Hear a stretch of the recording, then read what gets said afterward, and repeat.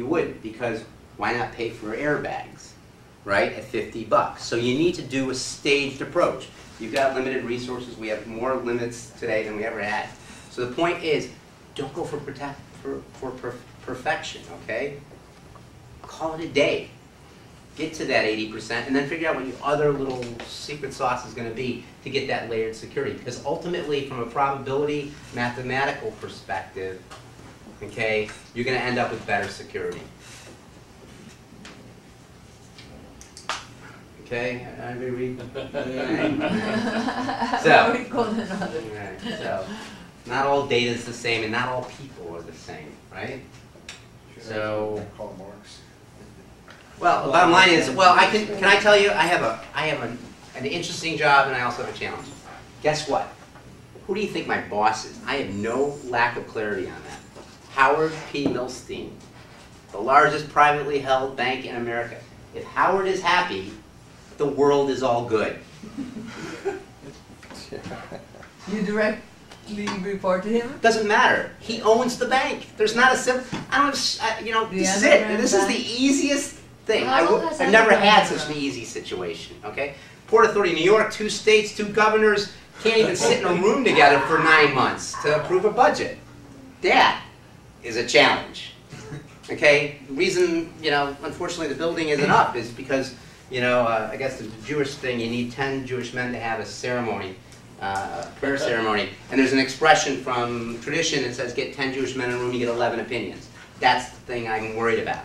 So I actually have a very simple rule, you know. If Howard wants it, Howard gets it. If Howard doesn't want it, you know, it may not be something I'm happy with, but the bottom line is I'll figure out something else. So you need to know who some people are equal, but some people are more equal than others, okay? Not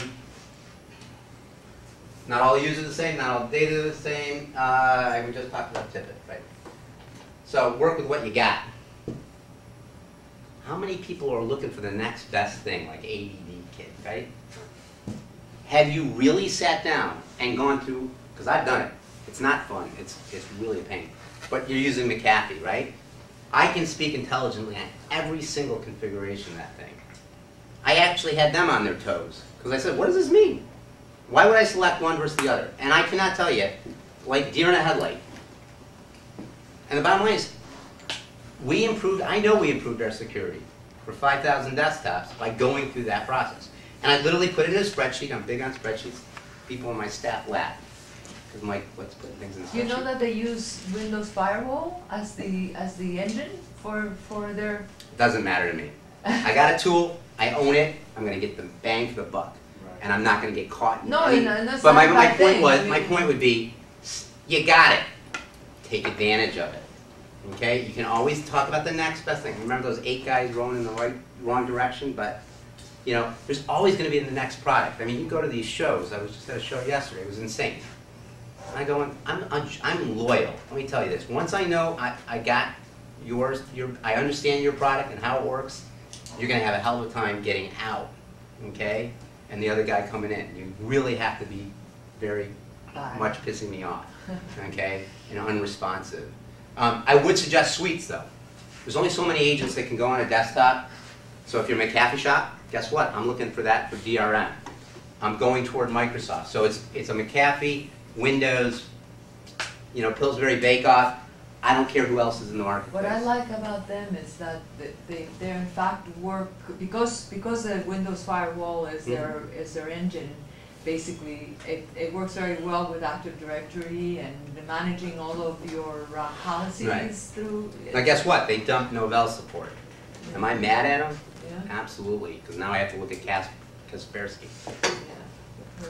And it's only because they all of a sudden got up in the morning and said, we don't care about you. They're not, and I read the riot act to them. So that's kind of it. All right. And work what you have. Last thing, you know, perception. We just talked about that earlier. You know, this is the jousting at windmills from Don Quixote. You know, all right. And Giovanza. So the only thing I would talk about this is the last real case that I'll give you, and it's actually a DLP case that didn't exist, but it sure as hell existed for me. 9/11 happens. 2,000 Port Authority, 2,500 Port Authority employees work in the building, half my population. World Trade Center 1 was the first one hit. It was our building. Police were at ground zero. Smoldering ash, 1,000-degree temperature at points. And some schmuck calls up the Wall Street Journal and says, we understand that PCs are in the pit and people were able to salvage data out of it. I had gold bullion that was in the pit, and we were seriously banks and trading companies. Sure, yeah, okay, we're in. They couldn't get to it, and I had some guy from the Wall Street Journal says, "Is there truth to this?" And I said, "To my knowledge, I do not believe that is the truth. But let me call the corporate counsel, and we will talk through that. And I would like a time and your number, and I will be more than happy to discuss it." Call the corporate counsel. We were in negotiations for 3 days, where they threatened to publish this thing that hundreds of PCs were available. I said, if you can show me one example of a piece of data, I will be more than happy to react. We will react as an organization to it. But I really do not understand how this could be the case, because literally I can't even have people going in there. And that's why I work with Kroll. You remember this Challenger, right? Guess what? The hard drive fell from space after an explosion, burned up through the atmosphere, fell to the ground of the desert, and Kroll got 95% of the data off that disk. Okay? Wow. So I know people who can do it. I'm telling you the conditions that were down in that pit were worse than that. Okay? And there's no way they were getting it off. All right? So guess what? No information came. Wall Street Journal published it. I spent, again, corporate counsel, media relations, CTO, executive director, da-da-da-da. Are you sure, Mike? Are you sure? Yes, I'm sure. I can only ask for the data. I don't know. I can't speak to it unless I get a reasonable response. We've asked for them to give us anything. We're more than happy. We've written letters. We've said to them, please don't publish. Realize the repercussions. Da-da-da. Guess what happened?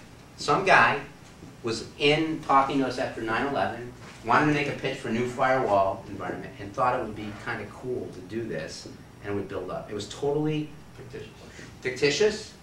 We got a retraction from the Wall Street Journal. We threatened to sue this company. The boss fired this guy. It wasn't a big company for us to get any more money out of it. But I'm saying, I literally, it didn't even happen. And I'm sitting there going through every step of a legitimate DLP strategy. You know, did you have it all prepared? Do you have a statement that's ready to go with whatever the circumstance? Yes, we did. But it was that was the jousting at windmill example. Be prepared. And also going through downsizing. So again, be prepared. Understand. Can you make lemonade out of lemons? So I'll give you one from the Port Authority. Had 50 Novell servers, 26 facilities. We came up with an optimized list on 2,000. This is what we really think we should have as a Novell server farm. Okay, it should be consolidated. We talked before virtualization. We talked about consolidation into data centers. We actually never had an operational failure of any system on 9/11, even though one of our data centers was in the World Trade Center. My boss won CIO of the year for doing it. But the point was, we figured out this number. 9/11 happened, guess what? Customers didn't have a choice of hugging their server.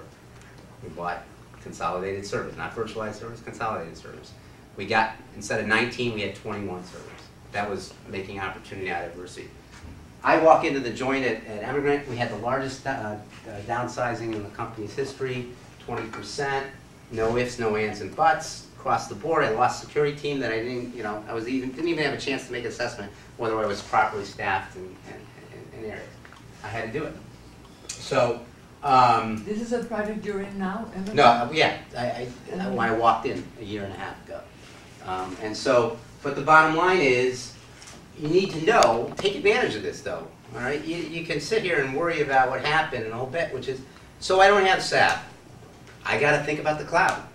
I got to think about software as a service. I got to think about Postini. I got to think about this company, all right? It works. So I would encourage the conversation about Apple iPhones, because I've got a new subsidiary that just has $1 billion. Guess what they want? They want iPhones. They're bringing home the bacon. They get the iPhones. Guess what we did? We didn't want to deal with these guys. We outsourced the maintenance because it's 10 offices.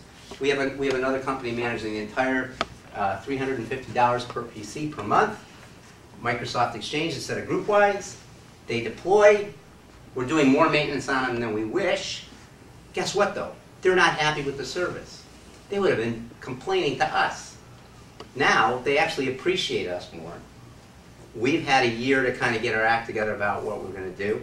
We've already deployed an Active Directory environment. And you know what? I think we're about a year away where they're going to get so big, they're going to say, we need you guys. We can't pay this on a per PC basis. And they're going to look at us as great, right? And they're now understanding and appreciating the value proposition. We could have fought them like crazy. It was like, no, go, do it. Now, am I comfortable as the ISO? No, because these guys are another company. I've asked them the questions I need to ask. I've got the answers I'd like to get. So that's kind of where we're at. So thank you.